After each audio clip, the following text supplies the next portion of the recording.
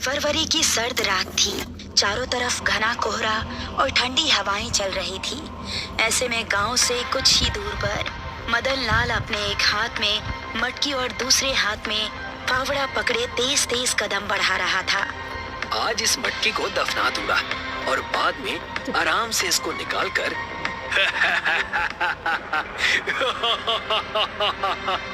उसकी बात बीच में ही अधूरी रह गई जब उसको 3 लोगों के एक साथ हंसने की आवाज सुनाई दी। हे भगवान! उसे जंगल में एक जगह दिखाई दिया जहाँ काफी कम पेड़ थे।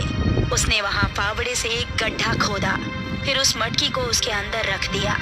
बाद में उसने जैसे ही उस पर मिट्टी डालने के लिए फावड़ा चलाना चाहा, तभी उसने ऊपर देखा तो 3 आत्माएं, जिसमें एक आदमी, एक औरत और तीसरा एक 14 साल का बच्चा था। हम तुझे ऐसा नहीं करने देंगे, तुझे इस मटकी के साथ ही दफना देंगे। उसका पैर अचानक से मुड़ गया और वो भी उसी गड्ढे में गिर गया। फिर तेज तूफानी हवाएं चलने लगी और उन हवाओं से सारी मिट्टी अपने आप गड्ढे के अंदर गिरने लगी और गड्ढा पूरी तरह से बंद हो गया। 40 दिन बाद परेश अपने 3 दोस्त अंगद, रमेश और मोहन के साथ घर के बाहर बैठा हुआ था। बता मोहन, क्या सोचा है तूने? सोचने वाली कौन सी बात है? अगर ऐसा हो सकता है तो ठीक है, कोशिश करके देख लेते हैं।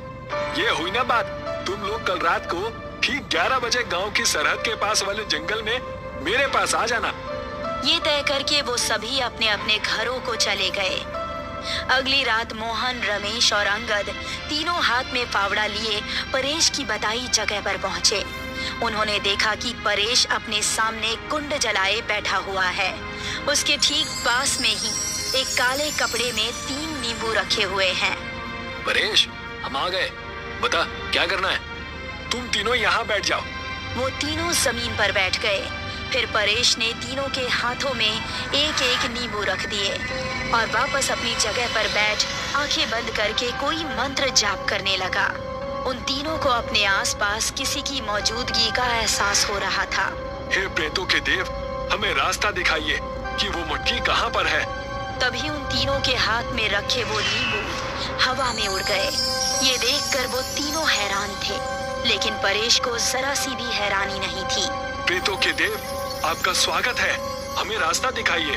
उसके ऐसा कहते ही तीनों नींबू, जो कि हवा में थे, अपने आप आगे बढ़ने लगे।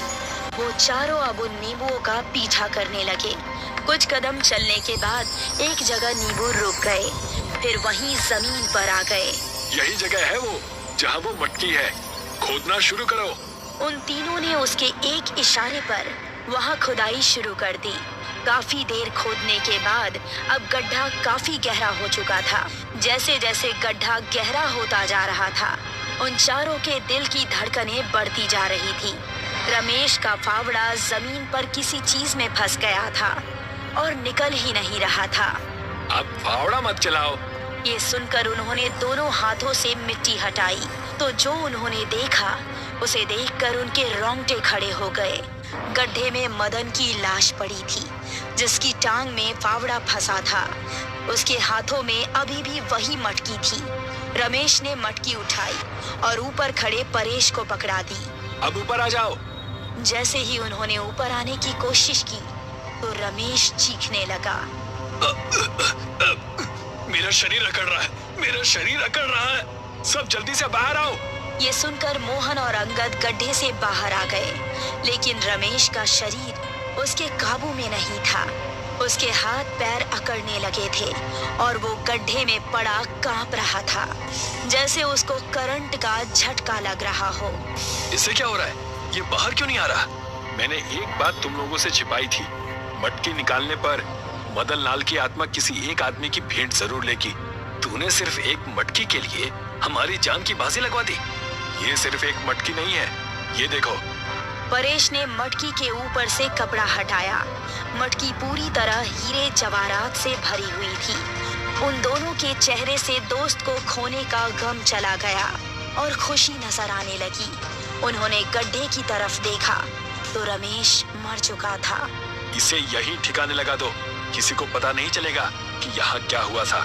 उन दोनों ने मिट्टी वापस गड्ढे में डालकर उसका मुंह बंद कर दिया और तीनों गांव